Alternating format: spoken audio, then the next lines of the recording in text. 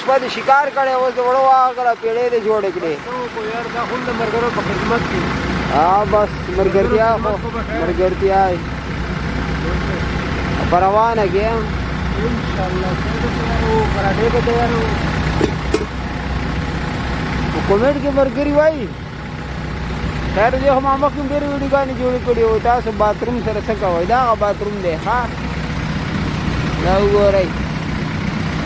اختر باتروم وخوځوه باتروم دا